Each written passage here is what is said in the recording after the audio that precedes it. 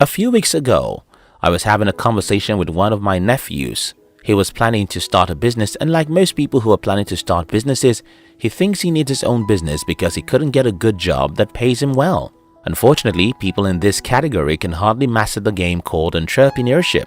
You see, entrepreneurship isn't just about creating a product, not even about creating a good product. Most times, entrepreneurship is about creating a movement, about getting masses to fall in love with your offer, and about getting people to choose you instead of your competitors.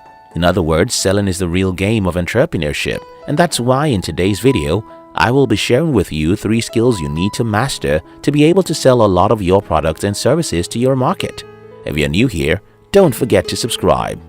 1. Genuinely like people. Over the last 1 decade, I've been greatly in love with the psychology of persuasion and marketing.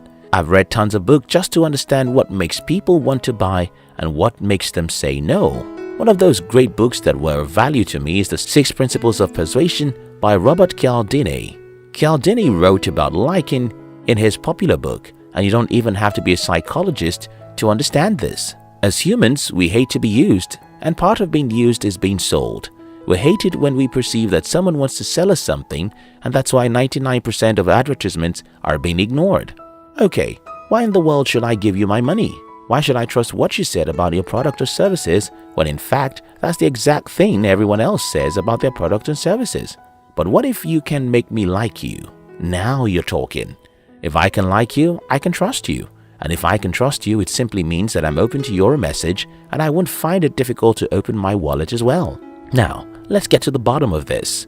How in the world can you get your target audience to like you or your product? Well, you have to like them first, and there's no way you can fake that. Yeah, you can fake anything for some time, but eventually people will know that you're faking it, and that's the end of your trick. Now, how do you get your target audience to know that you like them? Here's what I found out. If you genuinely hate the problem you're solving, that will result in loving the people who need a solution your product or services is creating. Think about Steve Jobs. He got several millions of people worldwide to like him and his company, not because he was a nice guy. In fact, Steve Jobs wasn't a good guy you want to have as a boss or father. But one thing is sure, the guy hated the way the computer was the size of a room, and he hated how computers were for the few rich guys. Because of this hatred for those problems, it was easier for him to get his target audience to like the solution he was creating and created a movement around that solution. Think about Tesla. It's been run without any advertising budget, but by a guy who lives with anger. Elon Musk is angry about many things. He couldn't believe we as humans are having only a single planet. He couldn't believe that this single planet of ours is becoming warm and warmer, so his message is, if we don't do something about climate change, we're doomed. And how can we do that? Let's get rid of all these traditional vehicles in our roads and replace them with electric cars. Now, how can you apply all these to your own business? Well, you have to choose the enemy you really hate to see alive. You have to choose a problem you really hate to see existing. If you really hate the problem your product or service is trying to solve, then you'll be angry about how such problems makes life difficult for your target audience, and they will receive this as love for them, which is, and in turn, they will like you or your product. If you forgot all my rant in this video, don't forget this. Nobody really loves to be sold to. We hate to buy because we don't trust anyone who wants to sell to us. But we love to buy from people we trust. And before you can get anyone to trust your offer, you have to first get them to like you. Make sense? 2. Focus on being different, not better. Up until around 2008, my approach to business was, let's build a better product. However, in the year 2008, God sent a book my way, titled, What the Rich Know and Desperately Want to Keep Secret. This book isn't a great book by the standard of many other bestsellers, but I learned from it something that will forever change the way I look at entrepreneurship. The concept is called Unique Selling Promise, USP. This concept is simple, yet most entrepreneurs don't take it seriously. Think about this question. Why should I buy from you? If you're selling what 10 other people are selling, why should I buy from you? Why should I choose you instead of others? Then someone will tell me, because my product is better. Another person will say, because my price is cheaper. The problem with these 2 answers you gave is that first, cheapness is not an appeal. In fact, having the cheapest product in the market can often be interpreted to mean having a substandard product and claiming to be better than your competitors is hard to prove. Here's what I mean. The human man can easily see what is different, while it is very difficult to see what is better. Seth Godin calls this the purple cow. If we're both selling cows, it is difficult for me to convince a cow buyer that my cows are healthier than yours, but if they are purple, they'll definitely catch attention. After I learned this concept, my approach has been, how can we be different, not how can we be better? Then someone will tell me, but if you don't have a quality product, you can succeed in business.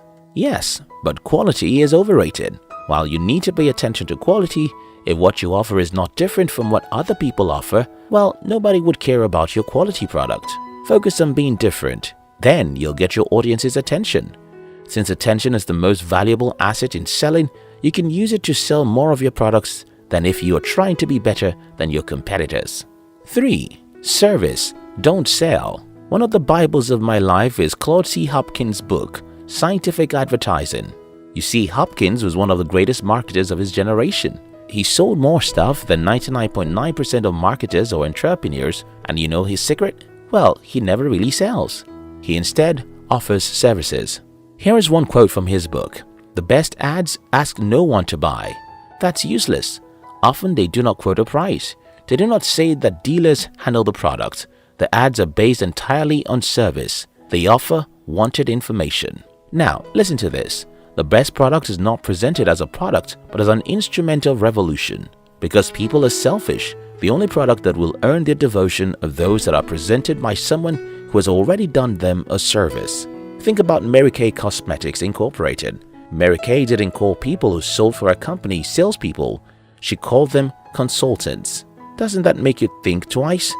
Salespeople are trained to get your money. Consultants are to advise and help in rendering you a service. In recent years, companies are built around blogs, podcasts, and YouTube channels. The reason why this strategy works is that people who have been consuming your free content for a period of time have started seeing you as a consultant, someone who is helping with advice. Such people can easily patronize your business as opposed to that of other people who shout, "Give me money." So, look for a way to not appear as a salesperson. Look for a way to act as a consultant.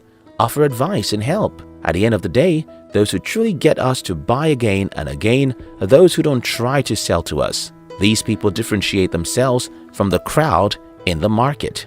They get us to like them because they are angry about our problems, and they don't appear to be selling us anything. Instead, as Mary Kay called them, they are consultants.